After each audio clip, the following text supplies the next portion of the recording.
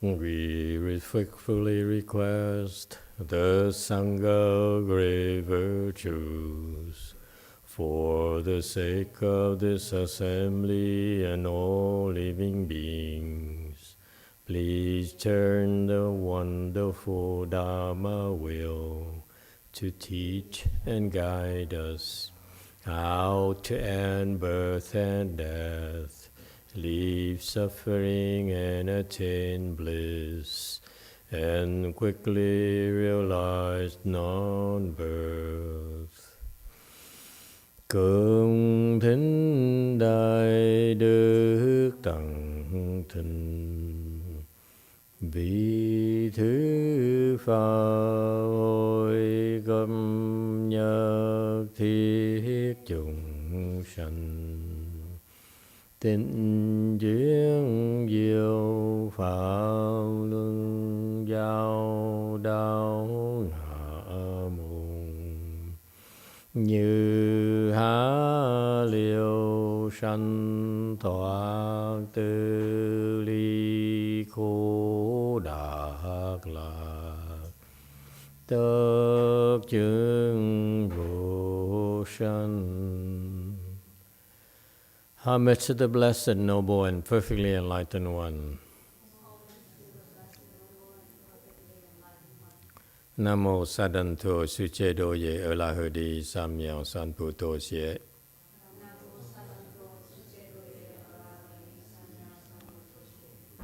Namo Taknatha Toya Daja Alahade Tamil Tambo Datoa.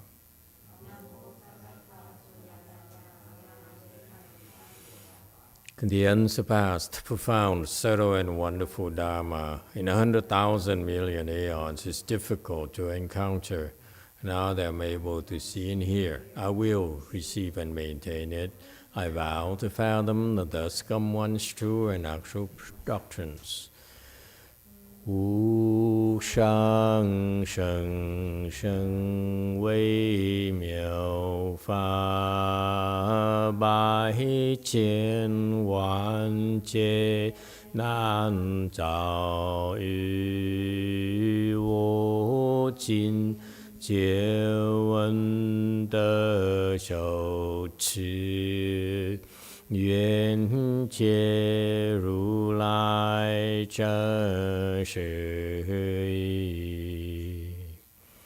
O Buddhas and Bodhisattvas, Great Master Ching Liang, Great Master YongHua, all good monks and nuns, and all good no advisors of Emitofuo. 诸佛菩萨、精良大师、师父上人各位、诸家人各位、善知识弥陀佛。Chư Phật Bồ Tát kính thưa Thanh Lương Đại sư Hòa thượng Tiến Hóa, quý thầy cô và quý vị thiện tri thức A Di Đà Phật. Hello everyone. Today is the 28th of March 2025. Thank you for joining our discussion of the prologue to the Avatamsaka Sutra here at Go Force. Thank you for coming. This is the explanation. We base our discussion from an explanation from a great monk, Chinese monk. The name is YongHua. Now you heard of it. He's going to save you, guaranteed. That's what he promised. He said, you hear my name, see my image, I will wait for you to become a Buddha. I will not become a Buddha. So it's his interest to help us become enlightened. That's what Buddhism is about. Buddhism is about helping you become enlightened, all of us. What is enlightenment? What's the big deal about it? Enlightenment is, how shall I put it, in very simple terms that everyone can understand, including the Catholics. But some of us are, at some point in time. Enlightenment is ultimate happiness. You know how to be happy, okay? And also, part of that happiness is that you also know how to make others happy.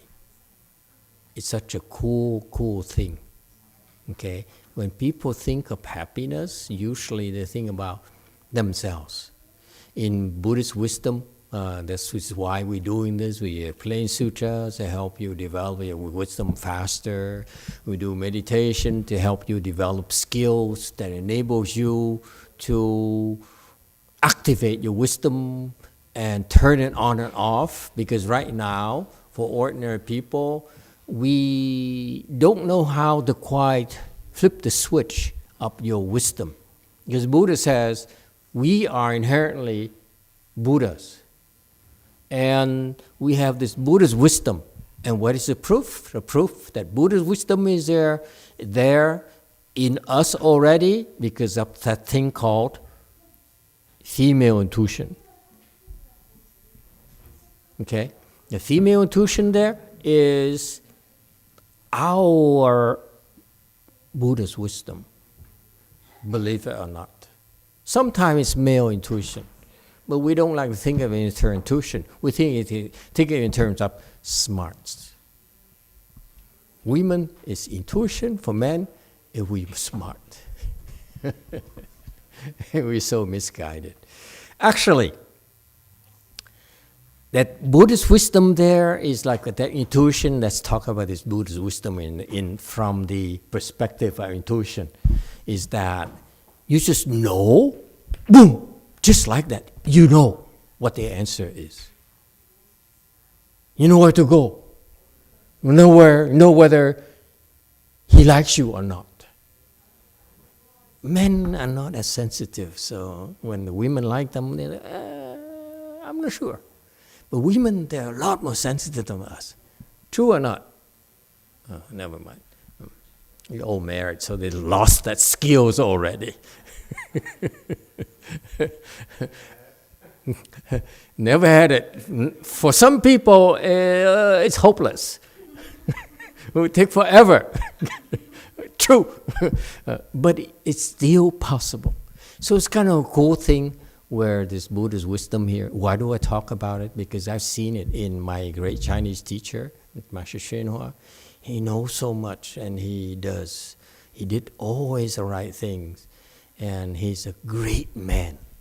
He's the greatest man that I ever had the honor and privilege of meeting alive. It's such a cool thing, trust me. Almost, well, slightly better than my president.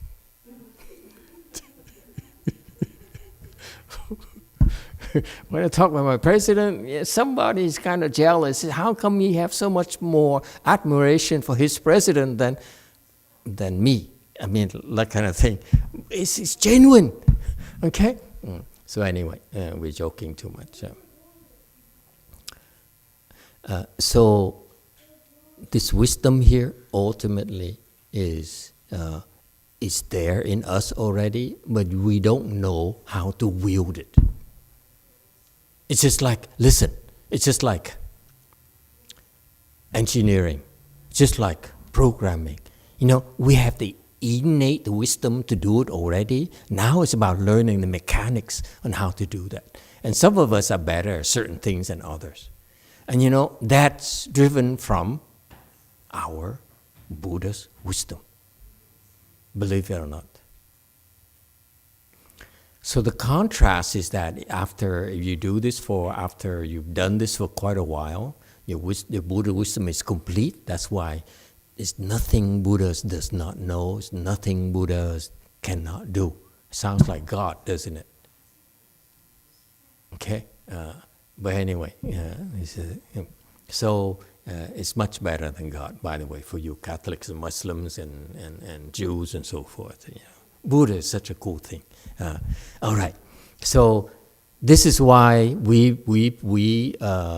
unenlightened people we get together and learn how we practice and drill and learn how to wield our wisdom, our Buddha's wisdom consistently, and that's what makes that's the difference between a great individual versus an average individual, if you will. Okay? And guess what? We all are able to do that. It's only a matter of time. Okay? The more effort you put into it, the quicker you get there. And so how does this wisdom function? It functions like this. Buddhas have this Buddha wisdom already, that was ours already. So he shares this wisdom here in the sutras. The sutras and these things are explanation of Buddha says, this is what I know, and if those of us who have the wisdom, who has the blessings, so-called blessings, we'll be able to somehow connect with it and not reject it. And those who do not have enough wisdom, they tend to reject it, not to believe it. Okay? That's the difference, the only difference, ultimately. Okay? So that's why I'm hoping that all of you here and online, everywhere, when you listen to these things, it's your Buddha wisdom we're talking about. And I hope that you be patient enough. If you don't understand, if you disagree, to shelve it for now. That's what I had to do, by the way. For several years, I couldn't understand it, all these things, and I couldn't find anyone to explain it to me. And luckily for me, I got some help from support that enabled me to meditate a lot every single day. And so I was able to break through and understand. And that's why I'm sharing it with you. Okay? What I'm saying is that if you knew me before I became a monk, you say, you are such a ikiat person. Okay? And look at how much I've changed. Never mind, okay. You are not convinced that I should have not put myself there. Tough audience tonight. Okay, so please don't worry. You don't need to understand everything. So the Buddha's wisdom is that it reveals bits and pieces, and eventually, if you just listen to it, eventually these will coalesce. They will converge, and that's what happened to me. I learned Hinayana, I learned a little bit of Chinese, a little bit Tibetan, a little bit of Japanese, and so forth, Vietnamese, and so forth, French, and so forth. And then when you meditate, one day, all of that, all of a sudden, they really congeal. And they say, wow, it's such an interesting thing. It's such a beautiful structure. So Buddhist teaching is like, because it's so big, like as vast as the ocean. So the only way that we can give it to you is by bits and pieces. And if we give it to you, everything at all at once, you probably are dead, and I'm dead before you, before I can finish even 1/10 of it, or 1/100th of it, or 1,000th of it. Okay, so it doesn't matter. All those are simply what we call Dharma doors, enables you to go through, and you can see it for yourself. That's the objective. Okay, so the Buddha shared this wisdom with us. And so don't worry, don't try to understand everything, and ask any questions if you have any questions. Okay, we're on slide 1341. This section here, this is an overview of the Avatamsaka Sutra, the highest level of Buddhist wisdom there is. That sutra is designed, was taught by the Buddha to the Bodhisattvas. And so it's designed to activate your Bodhi seats, your enlightenment seats in you a lot quicker. So it's really not for Bodhisattvas alone, even though it's the case that Bodhisattvas would get a lot more out of these types of teachings than we can. Okay? And in our assemblies, and there are all sorts of people from casual interest to Bodhisattva. That's why we try to make it, explain it to a level that all can benefit from it. Again, so please feel free to ask questions anytime. Okay, Jumi?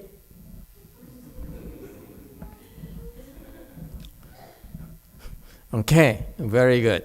Now, in particular, there you go. This is our Korean princess.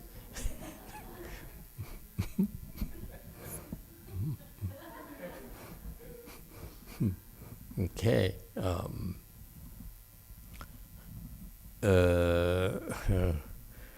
Okay, so this section here, there's a great Buddhist monk by the name of Xian Shou, and he's a great bodhisattva. Those great bodhisattvas are bodhisattvas who are like upper tiers, where they know so much more than bodhisattvas.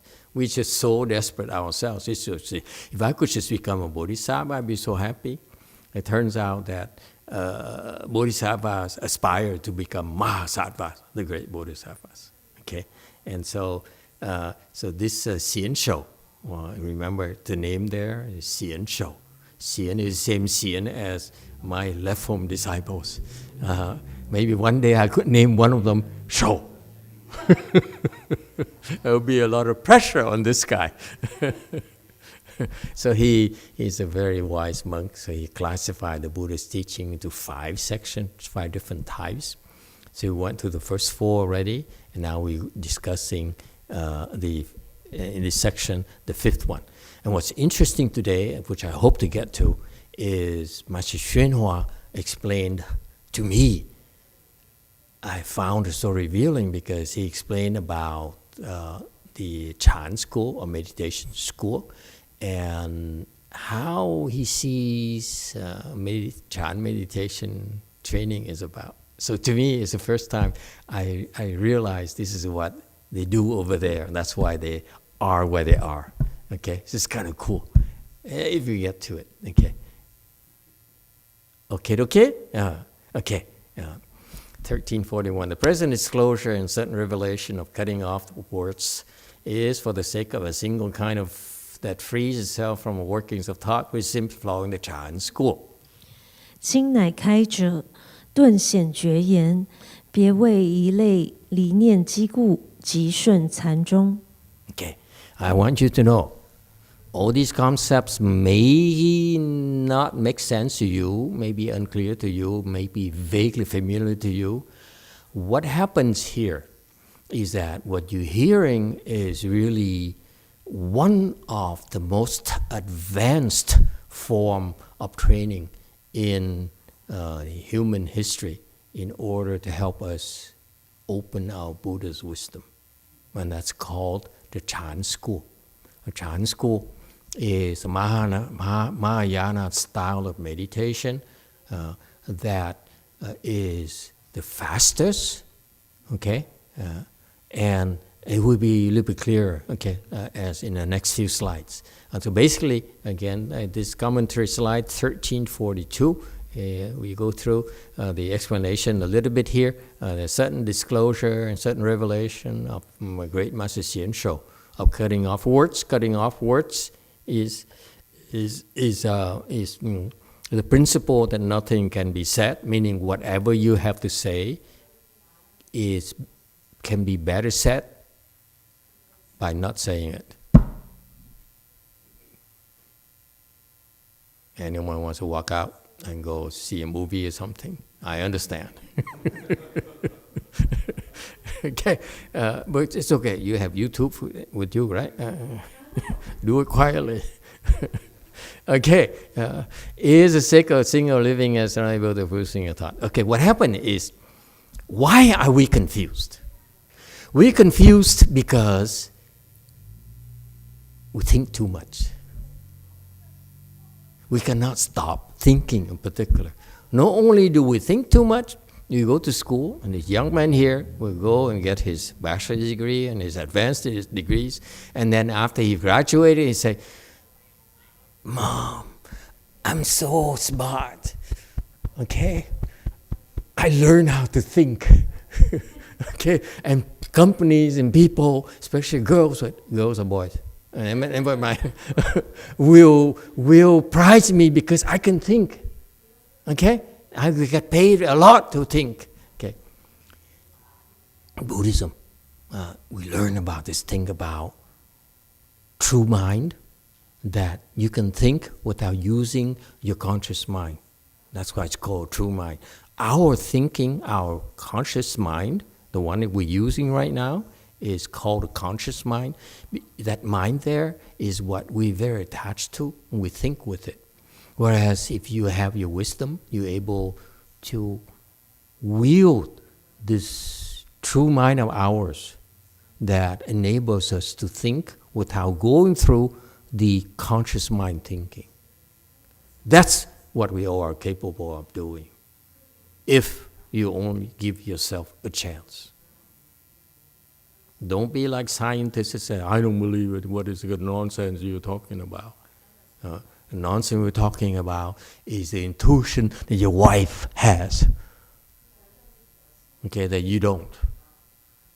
Okay? And so, anyway, so the Chan training is the most effective, the most advanced form of training in Buddhism that gives you the ability to stop thinking.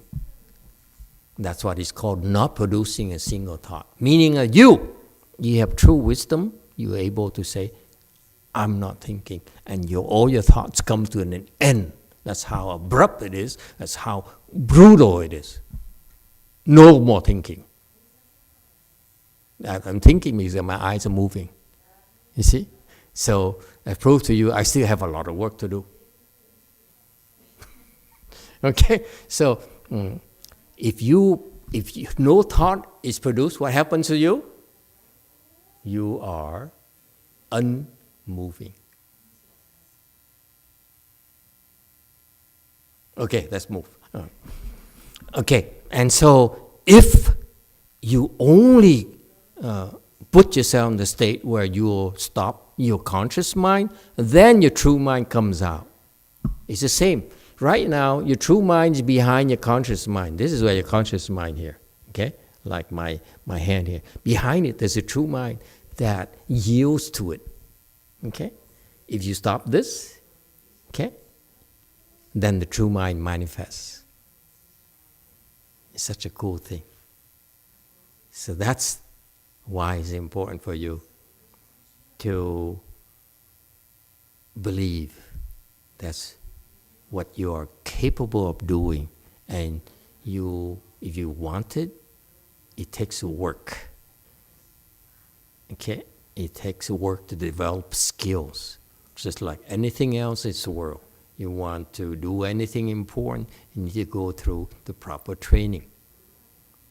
Okay? And that's the Chan school. It's the best Buddhist training. Okay? So the principle of Chan school. In particular, in Chan school, there are two styles of training. One is gradual, where we say, where you go like elementary school, kindergarten, elementary school, first grade, second grade, third grade, and so forth. That's called gradual. You do it gradually, okay, incrementally. And the next type of training is called sudden, is that there's no order, no sequence. You can leap from 0 to anywhere. And he'll go into that a little bit later. Got that? And this is the difference between Mahayana Chan versus Hinayana Chan, or all the other meditation practices, is that they don't have something called sudden teaching, which give us sudden enlightenment. Versus gradual enlightenment is you open your enlightenment slowly, bit by bit, step by step. Okay? Each step you improve, your concentration becomes stronger, you have more wisdom, and more wisdom, and more wisdom. And guess what? Happier, happier, happier, happier as well. Okay? And this is why we're doing this. We're doing this because inside of our heart, we're happier. And when we're happier, men, our wives are happier. Our girlfriends are happier. If you care. Okay.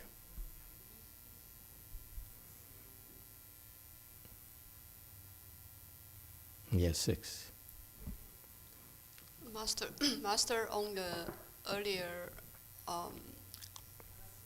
when you talk about stop thinking, so for me personally, I was trying to make a decision last few days, and I found myself pretty much not using my Chan skill. I was like just grasping on getting more information, and to help me make the decision instead of using Chan. Although I should be able to. So, is this because my habitual energy of thinking, or is I don't have enough faith about this process? It's both. It's safe to say it's both. Because you're a very complicated person. What should I do about it? That's what, hey man, this is how you need to look at them, okay? They're very complicated. Don't think you get them. We can't. So, Master, what should I do about it? God knows. We all have to suffer. If you're suffering, so will we. Very simple. I know you wanted to ask me about it, and now you have to ask it publicly to embarrass me. I don't appreciate it. You have to ask easier questions. If you embarrass me, I will embarrass you. Okay, it's very simple. You go through life, and at some point in time you struggle. Anyone? For me, it's every weekend. I don't know what to do. It's so much pressure every single weekend. I want to tell you that my pastor, XP's brother, younger brother, right? You're the oldest, right? Younger brother is a pastor in Korea. And he only lectures like 45 minutes a week. I lecture 7 hours. I speak Dharma 7 hours. This is not counting lunchtime. It's 2 hours each day. The same people. It's not like it's like new people coming. No, same people. So every day I have to come up with something new for them to come back the following day and the following day and the following day. So much pressure. So anyway. So struggle is a good thing. Stop whining and moaning and say, oh, why am I struggling? Why am I suffering so much? That's our life. That's the nature, our existence in our world. We suffer. And it's through this nature, this environment is very hostile. Okay, we have Democrats, the other side of Southern California. Up here, San Jose, we basically are Republicans. Long life Vietnam. And Hi Hitler, no.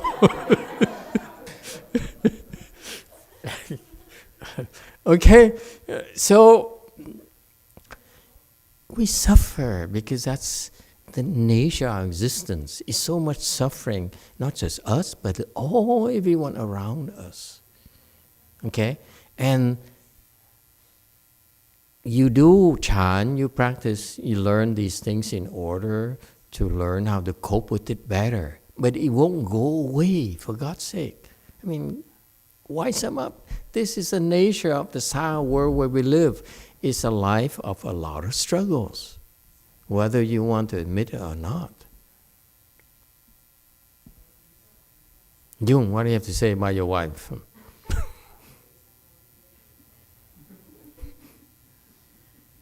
Is it suffering or bliss?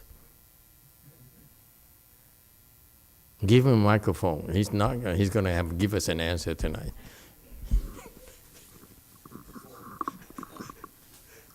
Four. This is a Republican Vietnamese. Emitofuo, Master.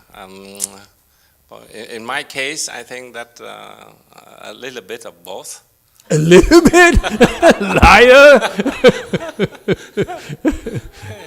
Yeah, sometimes it's suffering, sometimes it's bliss. Yeah, but it's like a rainy day, and Sounds like he's making excuses. If you were to ask me, I'd say, I'm so happy! Good thing his wife is Tibetan. She doesn't listen to my lectures. Okay, never mind. And so how did we get there? Where are we? Halin, where are we? She was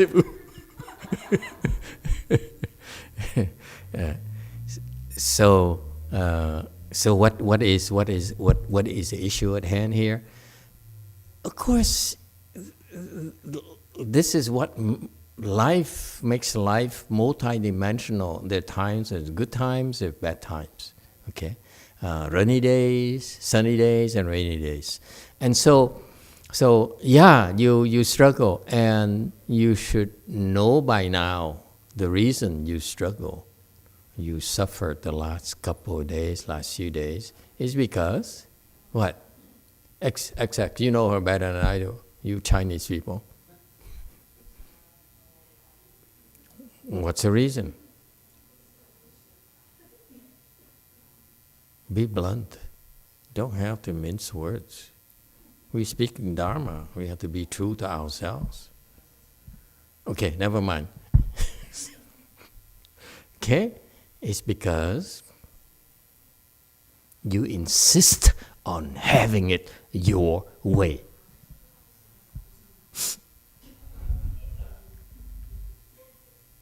I see it all the time. I don't say anything until she breaks down.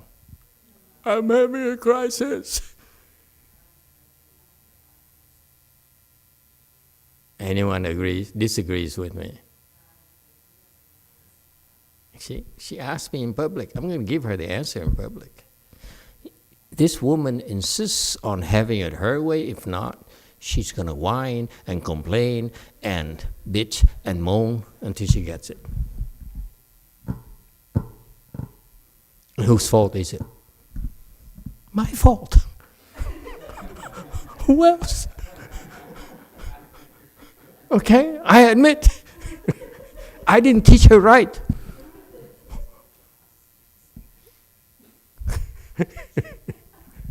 Okay, going back to the serious business of wisdom. Okay, any questions about this? Yeah, sudden enlightenment. So when you have a sudden teaching, again, most of Buddhist teachers do gradual teaching. And occasionally in Buddhism, they send a great bodhisattva like Master Hui Neng, who would come here and teach us about sudden teaching, where it's so much faster, okay, infinitely faster way for us to connect with our Buddha nature, our wisdom, nature of wisdom. Okay, and so today here, this is Master YongHua's explanation of this gradual teaching and sudden teaching, if you will. Okay, and you will hear about some of the jargons here, kind of advanced form of Buddhist wisdom. Okay, so the Chan school, okay, meditation is apart from words and speech. I read it for you first, and you feel free to ask questions. Okay, and I want to read it to you because this is important for you to know. I want you to hear it. Okay, now I will make comment and answer your questions. Stop me anytime you feel like it. It's not to establish language, not words. That's why this is why not? Because remember, words are creations of your thinking mind. Okay, so your mind becomes attached to words. And that's why the Chan school says, I'm not going to allow you to become more attached to words by giving you more words. Okay? And especially Vietnam people, they are attached to their, I know about Chan. If you really understand Chan, you would never say, I know about Chan. Never, ever be. Jesse, what happened to my slogan? He's not there. Never mind. Yeah, you gotta give him a break. The guy, he's not there. He's at DTT.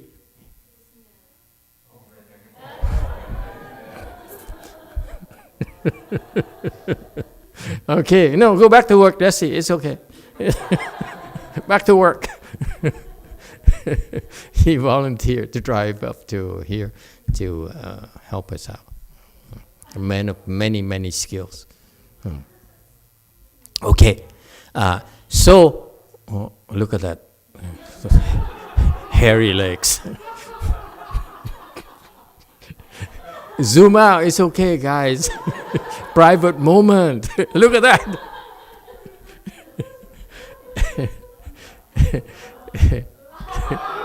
Wow, showing off. You guys are such characters. Okay, so you don't attach to anything, including language, including words. Okay, and don't attach to good and evil. Okay, fine and ugly, right and wrong, slight or important, great or small. So you attach to nothing. This is pairs or opposites. This is what we attach to. Okay, so everyone is attached to these groups of pairs. Okay, and your enemy is attached to your opposite pair, the opposite component of the pair, if you will. All right, so that's why we have so many emotions. That's why we think so much. We have so many attachments. Okay, next one, and that's why the Buddha says each of you are so difficult to deal with. So he devised a lot of different ways that is more effective for different types of beings. For example, okay, for Republicans, he teaches Republican Dharma doors. For Democrats, they teach about humanity and being truthful. Okay, or lack of it. Okay, let's stay away from politics for tonight, because let's not open this can of worms. See, Chun disagrees already. Okay, so he has 84,000 Dharma doors. Indians are weird. 84,000, it means a big number, not to us. They're in the age of, quantum computers. 84,000, it's a big number. 84,000 is that mind-blowing, in other words. Okay? And you got the most seemingly insignificant Dharma door to success, and even whether it's small or big, important, unimportant, doesn't matter. Okay, Mount Sumeru is a jargon, which is a Buddhist jargon. It says it's the tallest mountain in our world. It's a spiritual mountain. It symbolizes your ego. Nothing is bigger than your ego. Okay? I have a little bit of wisdom, so my ego is only smaller than my president.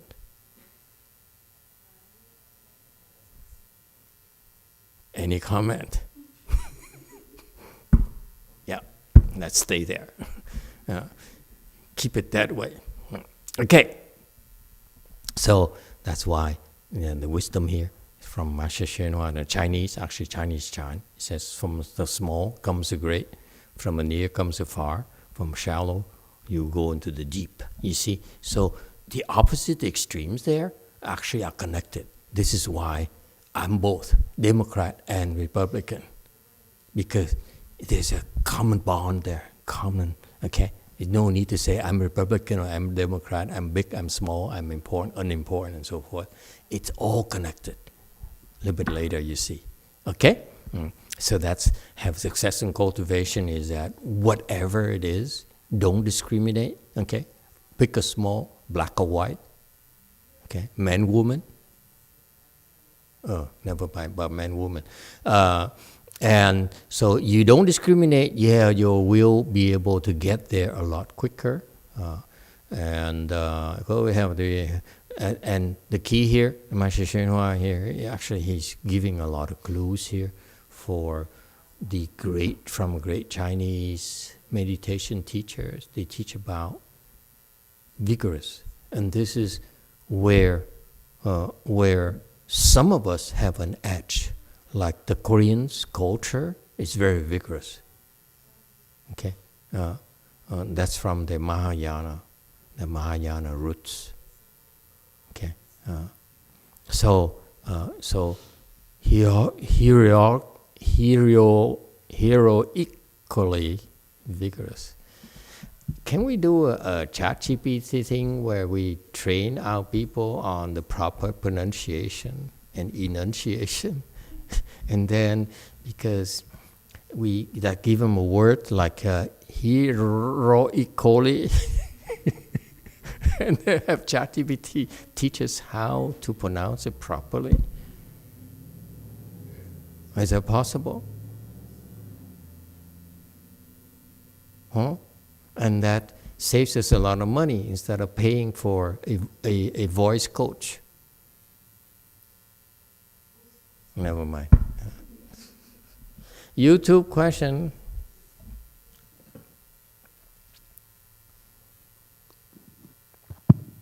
Oh, hi, Master. A way mountain question. Firstly, heroically.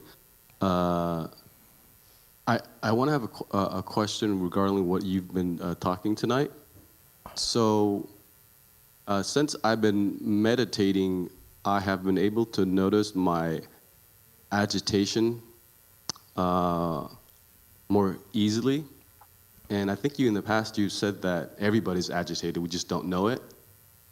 So if that's true, does our agitation come from our ego and it wanting things to be the way it wants it and not being satisfied with things being different?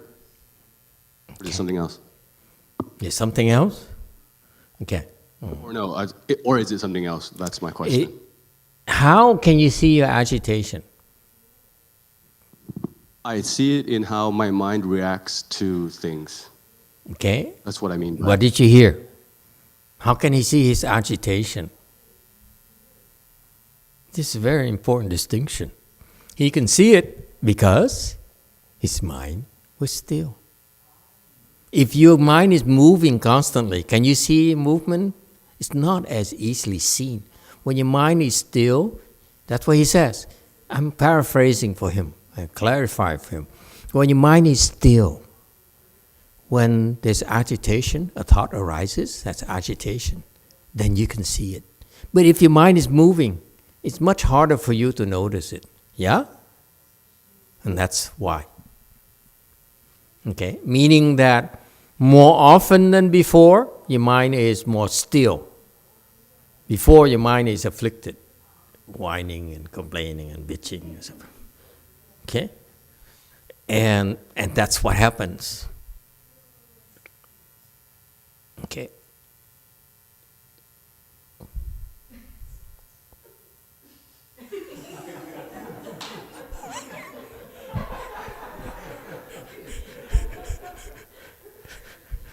You expect something wise or something? And what else? And? So it's a good thing. My point being that when you meditate, your mind, when you go from a state of chaotic right now to the first dhyana, your mind is more still than before. You can see certain types of thought moving, arising. Second dhyana, your mind is even more still than before, and so forth and so forth. That's why your mind is more still more often. But it's not until you reach a level of fourth stage Arhat or higher, that's when you're able to will your mind to be still. Right now, your mind cannot be willed. Okay, there will be times where where it will be still, and there most of the time it's not. That's what you cannot see. Okay. What else? That's it? Oh, follow-up, Master. I'm curious, where does it come from? Where does that state of agitation come from? Ask your girlfriend. Do you get it?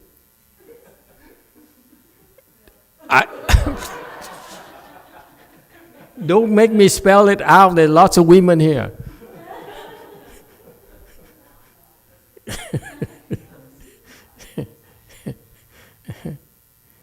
It's called being tormented.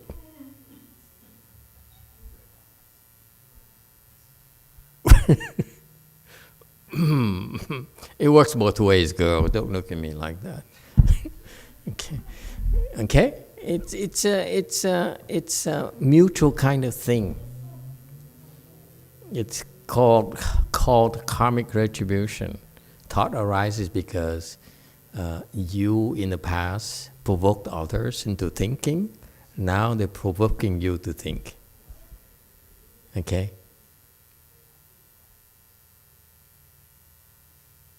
All right? Yeah.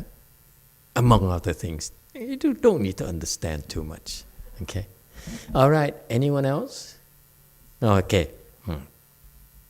And so he's talking. Now, Master YongHua, he says, hero. I don't know what happened to me tonight. We had, what is it, pasta today? Okay. Too much carbohydrates. Vigorous in cultivating whatever kind of way. Okay. So the point here is that stop discriminating. This is important Dharma, not important Dharma, and so forth. If you have a chance to cultivate, okay, just do it. Okay, and you never know.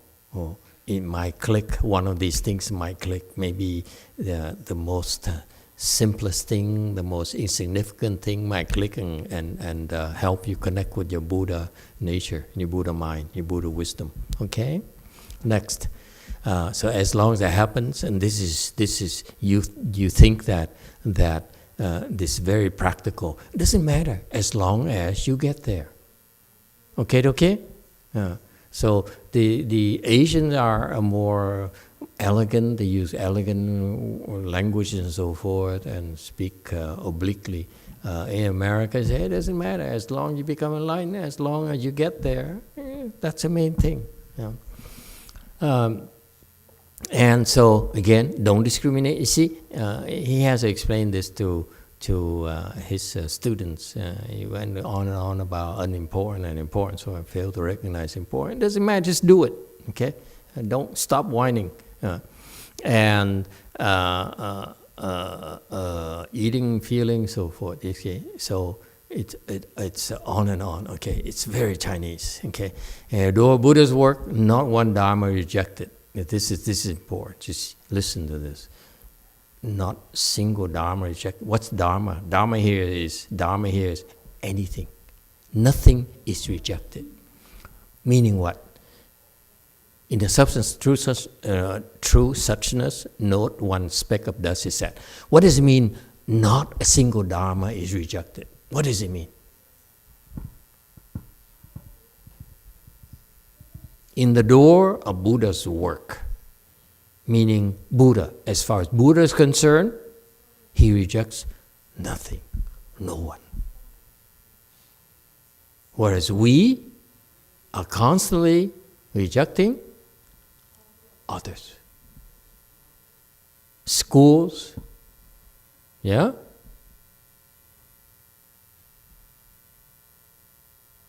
Food,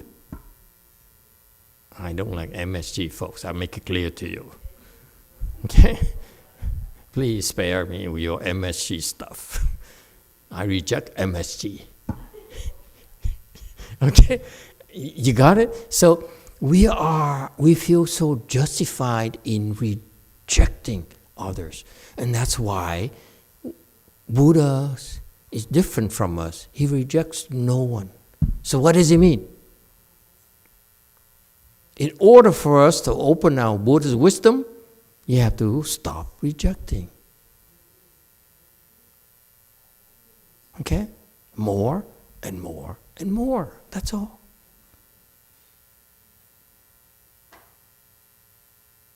Okay? A small thing here, and you reject this Dharma door. I'm a chanting, I don't do Pure Land. I'm a Tibetan, I don't do Chinese. I am Vietnam, I don't do tacos. And so forth. You know, it's on and on. We are constantly discriminating and rejecting. Okay? All right? It's not meant to talk about others. It's talking about us. Why are we not Buddhas? Because we are constantly rejecting.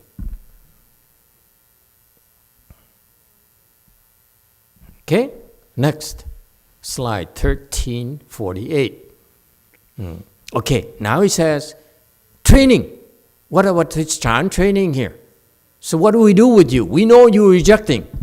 And Buddhas don't reject. So how do we bring you from rejections to no rejections? So he says, what is rejection? A thought. I don't like you. I don't want you. Right? Two thoughts. All right? I will sue you. Three thoughts. I fire you if you're Elon. Okay, you see that? So we have these thoughts that keep on growing. So what Chan does is that I realize you have a lot of thoughts, so we teach you, we help you develop skills to produce no thought, to stop thinking. Got that? Okay? And when you are producing no thoughts, you're able to control that state.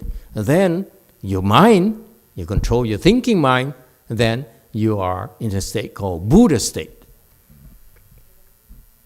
Another jargon you need to know. Buddhas, in other words, Buddhas do not think unlike us. They don't think.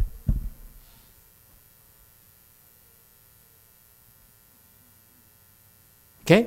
And he keeps on going on and on about not having a single thought arise. Okay? Okay, so he says, what is the technology, the Chan technology behind it? It's rather clever. He says, because you're used to thinking, we're going to use your habit of thinking to stop that habit of thinking. How? By teaching you to give rise to one thought only and stay there. Don't produce another thought.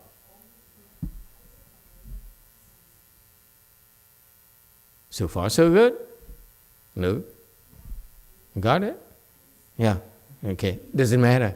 Don't think about it. Okay? It doesn't matter. I'll tell you later why this is Chinese and we American. Okay? Don't worry. Vietnam you like. I don't care. Okay? So this is a Chan training, is that we give you a thought, let's say like recite Buddha's name. Okay? Amitabha. Okay? One yin. And you stick to that name only. Okay? That one thought only. Okay? And what happens to us is that other thoughts arise naturally. Okay? So what do? We teach you to go back to it. Right? You recite Amitabha. Okay? Buddha. Buddha. Okay? And another thought arises, You follow that, and you realize, oops, I'm supposed to be doing Buddha, Buddha, Buddha. So you go back to Buddha, Buddha, Buddha. And that's the special training there that enables you to be able to come back to the Buddha, Buddha, Buddha very quickly. Quicker, and quicker, until one day, all of a sudden, you only have one thought, Buddha, Buddha, Buddha. Got that? That's the technology behind it.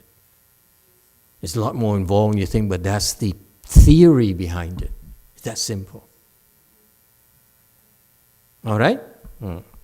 And in particular, he's referring now to another technology in the China world called the Huatou, where like he says, who's reciting a Buddha's name?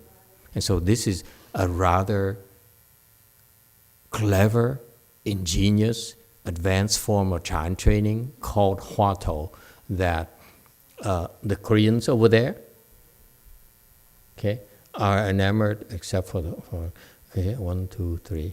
Okay, Koreans are highly enamored with it. They said this is considered a very advanced form of Chan training. No, it's not. Okay, it's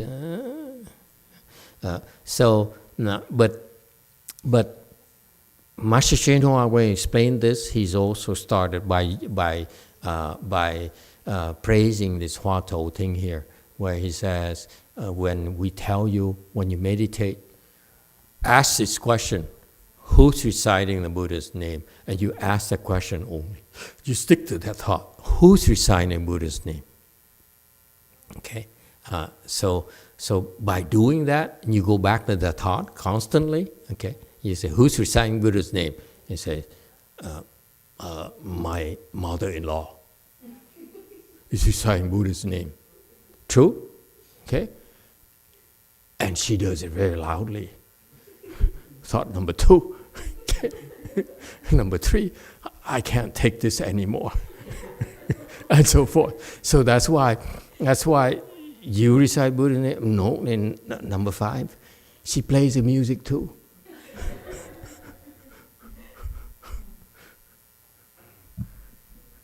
Okay? And so that's why you learn, you say, okay, never mind.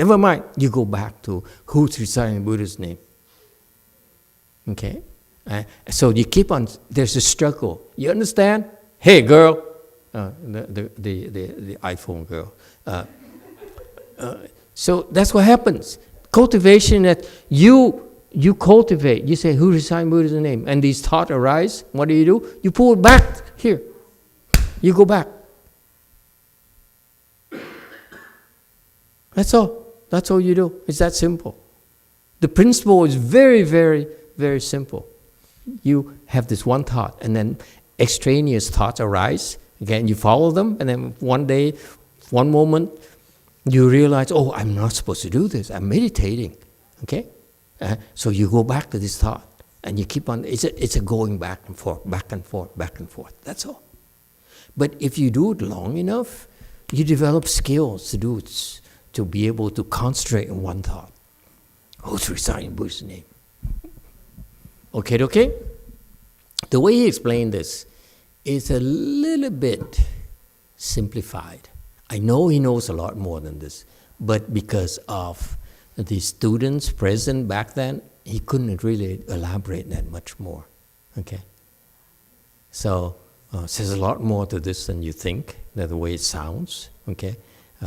And so, but the way he explains is kind of interesting. He says, if you want no thought at all, what you do is, according to this, okay, his slides, okay?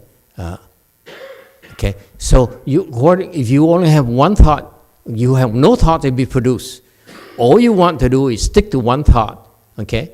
And that's how you get there. And that's Chan. Chan is a training for you to use poison to fight poison. Okay? We know that you like to think. So we give you a thought. They say, think of this one thought only and drop the other thoughts. That's called using one thought as poison to fight the other thoughts, the other poisons. Got that? So, And this is ingenious because the Buddhas and Bodhisattvas have done it already, and they found it to be the most effective form of helping us rein in our errant thoughts.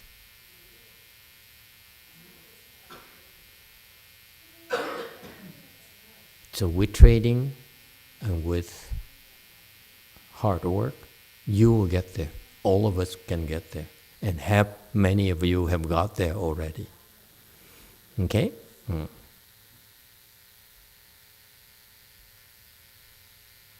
All right? And he goes into 6, 7 consciousness and so forth. Don't worry about it. I don't care to go into too much details here. I'm trying to get to the point here. And so another jargon, you have 8 consciousnesses, 1 to 6 consciousnesses, consciousness of the eye, of the ear, of the whatever, okay, and so forth. The 6 sense organs, so there are 6 consciousnesses, and there are 2 more in Buddhism. 7th consciousness is your ego. 8th consciousness is your store consciousness, where every single karma you create are stored up there. Okay? And this is an infinite SSD drive. You keep on storing and storing and storing and storing. And you get to do it for free. Unlike Apple that asked me to buy 1 more terabyte of storage for my iPhone. Every time it says your cloud storage is full, you have to upgrade for 99 cents a month. I said, I can't afford it. Okay? Don't give me $1, okay? Please. I'm not asking you for $1. You want to give me something, give me a red car. Okay? And so there are lots of the 6 sense organs. So you have, again, it's important for you to understand this, how our mind functions. 6 consciousnesses, because the 5 organs are constantly bombarding us with information, and the 6th consciousness is a thinking mind, processes it. So it's very busy. Okay? And the 7th consciousness is the ego. Okay, your ego. And then the ego, then, to complicate things more, you remember 6? Okay, if you will, this is 6 consciousnesses constantly bombarding us with, the 5 consciousnesses, ear, eyes, and nose, and so forth, bombarding us with the information, okay? And then the 6th consciousness is the mind that processes it, okay? You say, that's a piano. That is my enemy. That woman. And so forth, okay? The mind is constantly busy, okay? That's why all 6 consciousnesses are really, really extremely busy, okay? You think you're busy, you ain't seen nothing yet. 7th consciousness is an ego that says, I like this, I don't like this. That's what it does. Sound familiar? Huh? I don't like this, I like this. XP. See? She's in samadhi. Okay? So the ego is the one that it's known, it establishes itself as I like, I don't like. So far so good. I'm simplifying a lot for you, but that's how our mind functions, that's how we function. 8th consciousness is the store consciousness. What? Your SSD drive. It stores all the information we want. The past memories, yeah? The past. In particular, okay? There's so much past information that, for example, give you an example, the ego says, I don't like it. And then it pulls, the 8th consciousness says, give me some data to back me up. Okay? And so 8th consciousness, and he pulls out, for example, some old memories. You see? And so this is what the 7th consciousness is very busy justifying itself. Do you hear me? Monks and nuns, this is why we teach you not to justify. Because you're simply feeding yourself into consciousness. See that? This is when in Vietnam we feel so happy, so superior. And then we rung đùi. Yeah, very Vietnam thing. Got that? Now you see how we live, our mental life. 5 consciousnesses are feeding with data constantly, not your iPhone. That's nothing. The 5 consciousnesses are endless data. Okay? Mind processes it. Conscious mind processes it. Okay, it's black, it's white, it's Jewish, it is Buddhist, it is so forth. Okay, it's processing it. That's all it does. Self-consciousness says, I don't like it. I love it. I want more of it. I want less of it. Okay? And then 8th consciousness, it pulls it. It pulls the data. That's how we operate.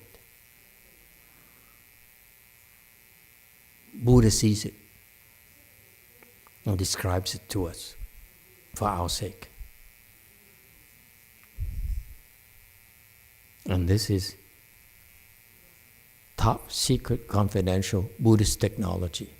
Don't signal it.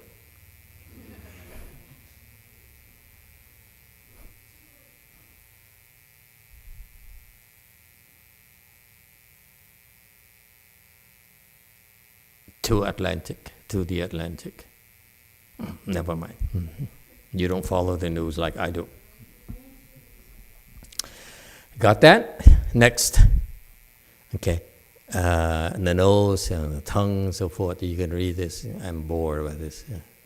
7th and 8th work and Sataka war and so forth. Okay. So far so good? Okay. Any questions about this? Yes, sir. This is, trust me, this is an insight into how our mind functions. Unless you know how our mind operates, you cannot escape its grips on you. No way. This is why only the Buddhists can be trained. Buddhist technology can be trained to stop all thoughts. Because we understand what's really going on. Yes, 5. Master, when we stop all thoughts, is the goal also to stop the consciousness from thinking, or does that still continue? The consciousness still continue. Okay, but the 6th consciousness here, okay, is the one that is very busy processing everything. This is the busiest guy. See, 5 sense organs over here are feeding with data. It processes constantly, and then this ego here is feeding it. I don't like that. I don't like you. I don't like you. I don't like you. I'm Republican. I'm Democrat. I'm independent, and so forth. Okay. Okay. So the 6th consciousness, the 6th thinking mind is overwhelmed with data, inside and outside. Outside, coming from the 5 sense organs, inside from the ego, who retrieves endless data from the 8th consciousness. This is why our thinking mind is what? Overwhelmed constantly.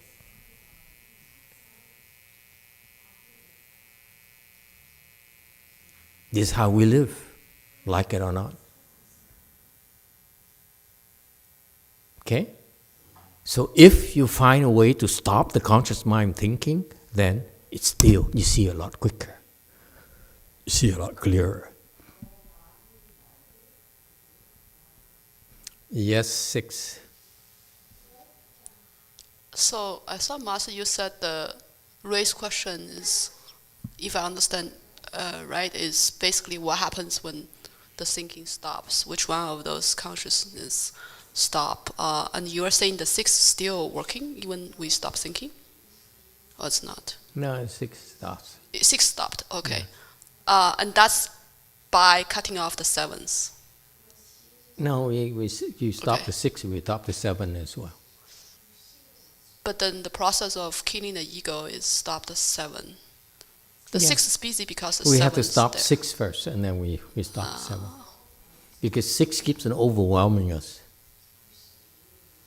from external. This is why when we meditate, we close our eyes, we don't move anymore, because we limit the consciousnesses, the data that's feeding our conscious mind. And then we limit the ego by saying, I don't like you. Okay? Go back to Africa. That kind of thing. So we limit the functioning of the 6, the thinking mind, by giving it less data. Okay?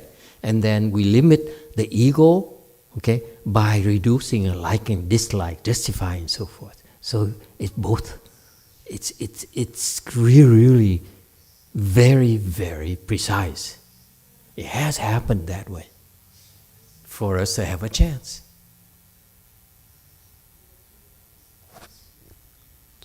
Okay, so just to confirm, the 6 stops by cutting off the 1 to 5 and then the 7. Don't process. Okay. That's all. What happened when you say, I want it my way? Which consciousness is that? 7. You can stop 6, but 7 says, I want it my way. That's why you're unhappy.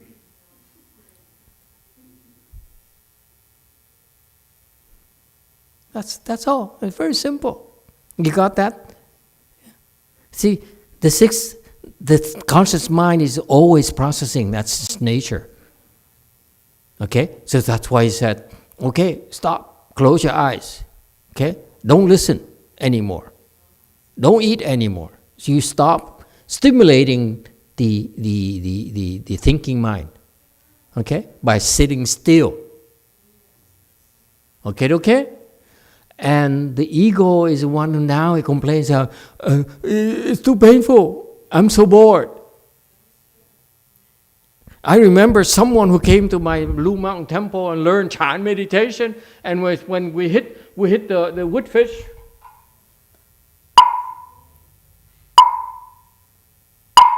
what did she do?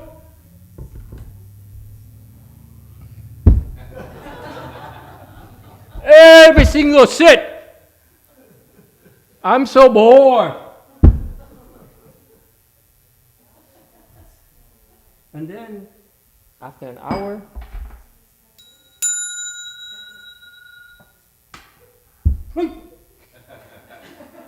every single sit. It's the ego, the 7 says, I'm so bored, what am I doing here? So, and guess what? It didn't bother us at all, because you know how it works. So therefore, if you ask Master YongHua what to do with that, he says, get out, Chinese style, get out. You have to sit still, otherwise we beat the heck out of you. What did we do? Did we do that? Hell no. Let her sleep, let her snore. But guess what? Eventually, you can get there.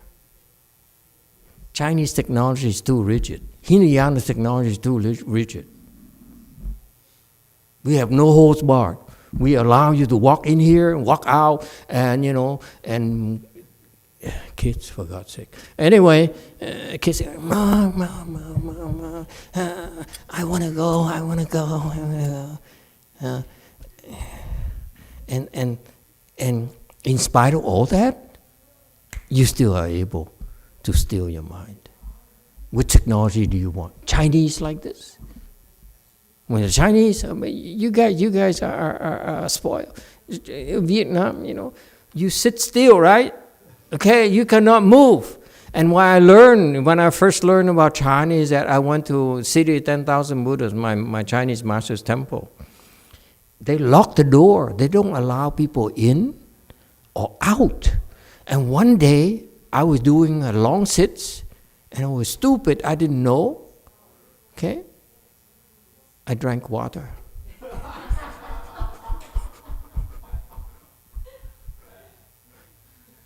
I could hold it for about 5 hours, and then it became unbearable. So I said, I'm not going for my 16-hour sit. I'm going to get up. Okay, I don't care. And so this is during a chanchi. At first chanchi, I decided to impress people by sitting, 10 hours, 14 hours, and 15 hours. Yeah. And so I said, I'm giving up. This is too much. Okay, and so it's very strict. There's a proctor there looking around, see who's. If you try to stand up, I say, So I open my legs first, turn around to look at him, and I look at each other for a few minutes. Okay. I was telling him, I'm not afraid of you, asshole. I mean, and then after I look at him, I established myself as equal. Okay, girls, it's psychological. Okay, we establish power. Okay, I said we're equals, and I pointed at the door. I said, and the other guy says. And he held up his wooden thing. And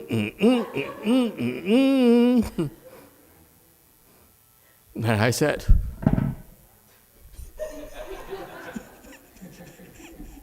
I broke down. And the guy said,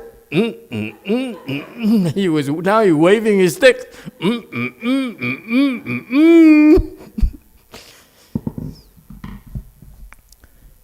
I couldn't go, so I said, if I'm going to do it right here, I'm going to do it right here. I don't care. It's not my fault anymore. So I sat for a long time. I buckled my legs again and sat. Okay, so after that, I got an inflammation of the round things that you don't have. Never mind. Yes, YouTube.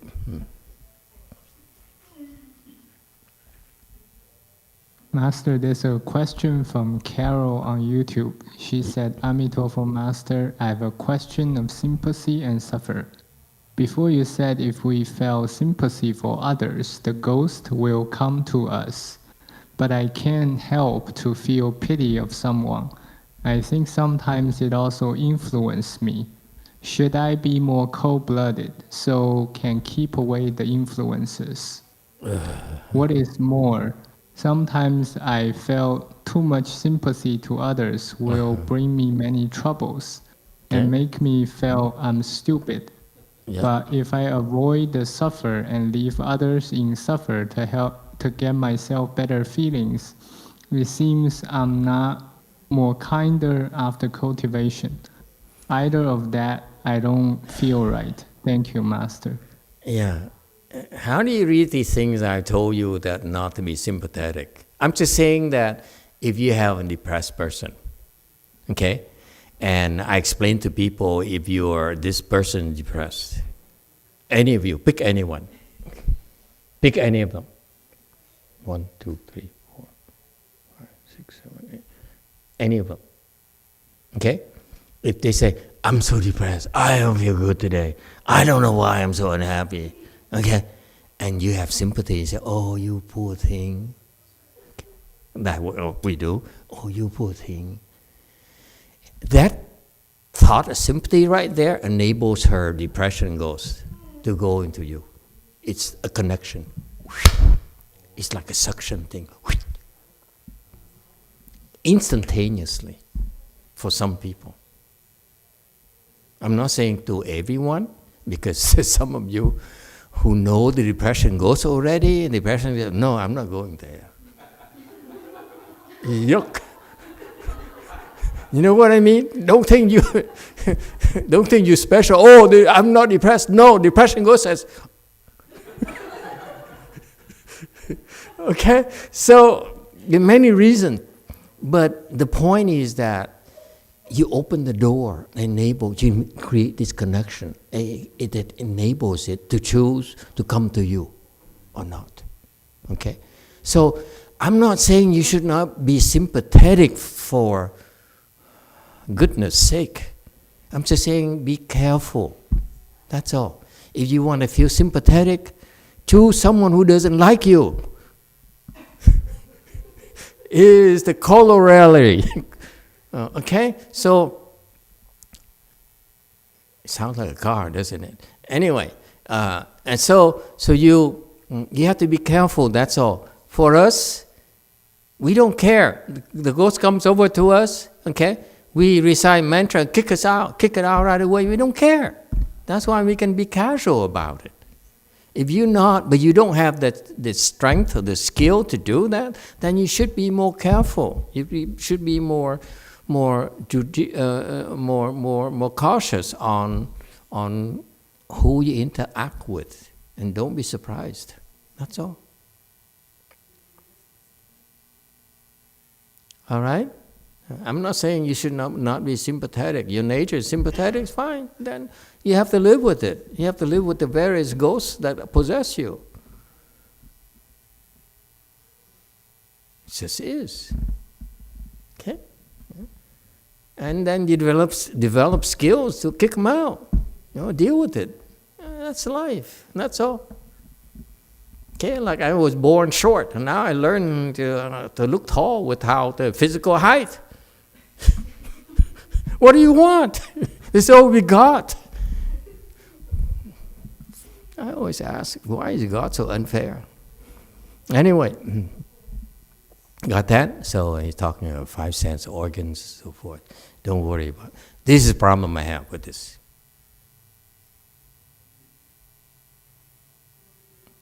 Too slow.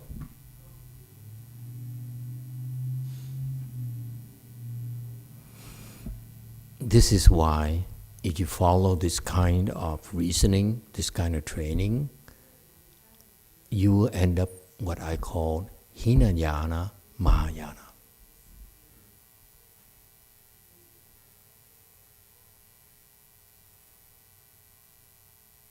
Okay? I ask all of you the last 20 years, did I tell you about all the 5, 6 sense organs and so forth, and you need to use one thought as poison to fight poison and so forth? Too slow. It's not necessary. This is what traditionally the Buddhists are trained to do, Hinayana and Mahayana, because their teachers, this is what all of them are trained to do. Do it by brute force. Master Huineng, you look at 6 Page Sutra, he's my idol now, new idol. Okay. 6 Page Sutra, where he teaches the Dharma to us, primarily the certain teaching Dharma, does he even mention you need to sit in full lotus? Not at all.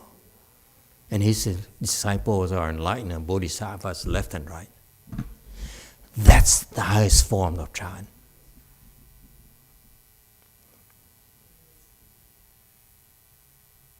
Okay?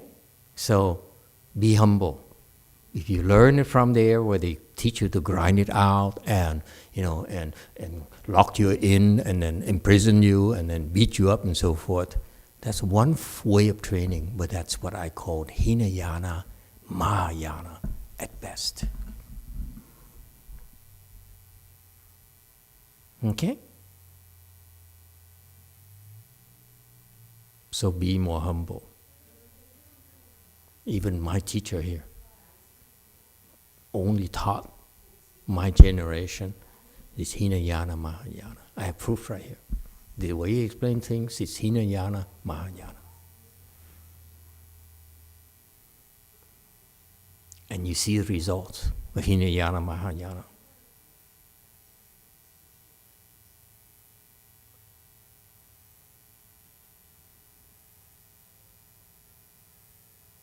You do that, you'll never be able to reach Master Srinivas' level.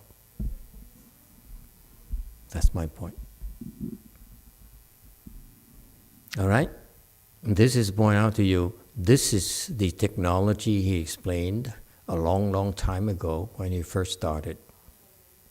This is like 50 years ago. And he taught for another 30 years before he died.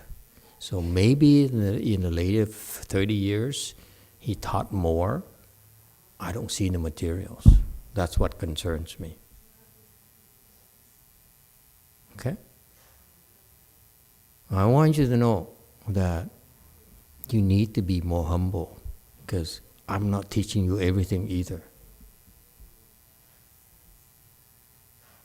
I'm not revealing to you how we do it. I'm just telling you that our American technology, okay, is way yang based, but it's not like them. That's my point.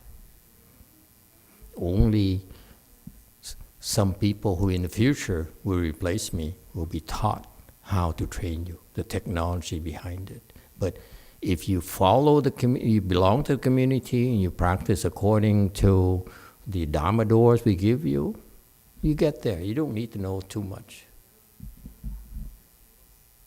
Okay? I'm not giving you a chance to think you're superior because you don't know that much. You don't know exactly how to get there. Okay? Is it clear? You have to be humble. There's a lot more going on than you think. And if you one day you need to reach the level of 6th patriarch, which is the ultimate form of certain teaching, certain enlightenment, you'll be looking at the way we train you and say, oh, it's too slow. We have different levels. Okay, I hope you get there. Okay, everyone? Are we good? Are we still friends? Okay, we stop here tonight. Thank you, everyone.